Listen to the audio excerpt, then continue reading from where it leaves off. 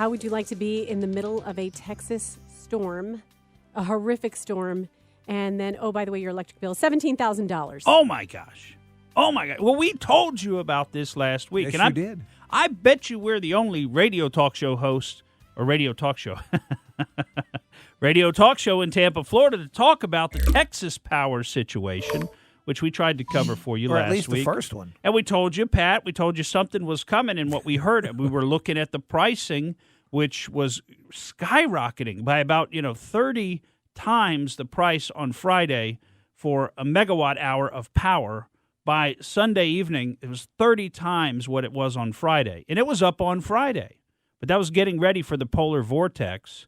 And we said, people are going to be experiencing power bills, particularly if they're on a variable rate power plan. So their plan varies according to the wholesale market because, whereas power was costing something like $50 a megawatt, it went almost at points in the day on Monday, late Monday. It actually hit the absolute limit of $9,000 a megawatt hour. So if you're paying by the megawatt hour, your power bill could be astronomical. And Roxanne, as you point out, we've already gotten stories out of some of the news stations in Texas. One in particular that we had it talks about a customer with Griddy Electric, and Griddy specifically has variable power rate plans. That's what they do. So it gives you access to the wholesale market, which you might think in normal cases would be a good thing. That way, when it's down, you pay less. If it goes up a little, you might pay a little more. Griddy changing their name to Greedy Power. Well, they didn't make anything from it, right? They're just kind of like the middleman. Griddy is. They just pass it along. What's it selling for on the wholesale market? About $9,000 a megawatt hour. Hopefully you didn't use your washing machine and dryer during this time. And the folks that are getting hit with these bills, they said, look, we were doing everything we could. We set our thermostat to 60, which was about the least we could do. I mean, it's freezing outside. And, of course, in Texas, I don't know that the homes are built to the same insulation standards that you might expect up north where they know it's going to be cold all the time, although you might want insulation if it's really hot. But in any event, people were doing their best to keep their power bills down. And we got one story of a guy. I mean, there's a bunch of stories of this, people with $4,000, $5,000, $6,000 bills.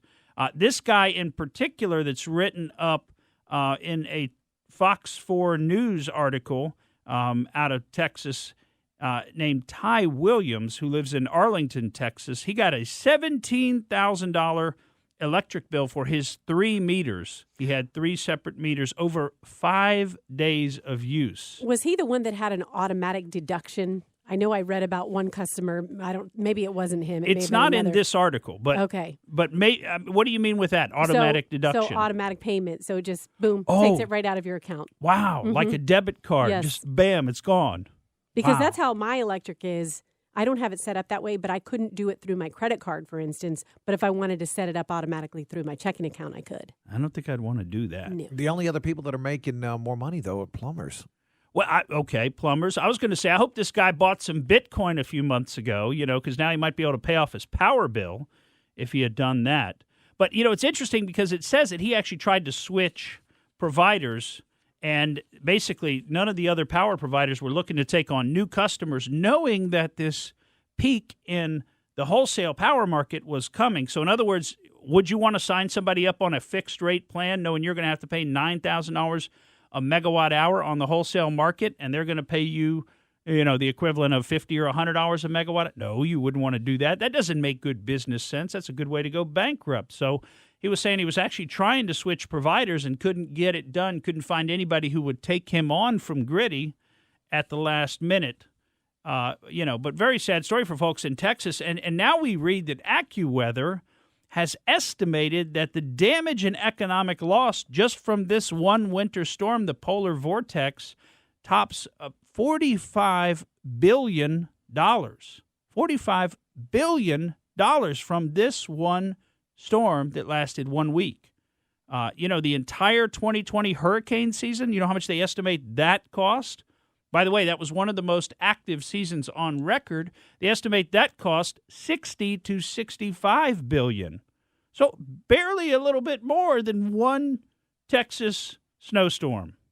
And they say most of that damage, that $45 to $50 billion in damages in Texas, and you can go online and you can see, like you said, Pat George, you can see pictures of people's ceilings collapsing as the frozen, broken pipes rain the water down in their kitchen. Pools popping out of the ground, piping that is just through the ceilings and under the foundations that are just popped and cracked everywhere. Very sad story. I mean, these people are going to be, and of course, the insurance companies are going to be facing all kinds of claims arising out of all this stuff. What regions is that storm covering in Texas? Do we know as far as what part of the? I know. Does it go as far to Houston? I don't know. I heard it did go as far down as Houston. Yeah. San Antonio, Dallas. Mm-hmm. Arlington, obviously. I heard North Texas got hit really bad, which you would expect being a little further north. But, I mean, some of the temps were down in the single digits, I mean, who would have thought, right? Yeah, overnight it was 0. Overnight, Pat, you got some people My daughter out there. lives there, and it's just a major mess. Well, is she okay? No. She doesn't have hot water yet. She has water, but not hot water because apparently the frost broke one little part that only cost $30, and you can't find that part anywhere because apparently it broke on all of them. Yeah. And you can't find it anywhere. Wow. Well, yeah, we had stories of people sleeping out in their cars with their pets to try to keep warm, although you wonder how warm that would be. But I guess just to some people would have their cars on. Cheaper to burn the gas. Mother and her daughter died in a garage. Right.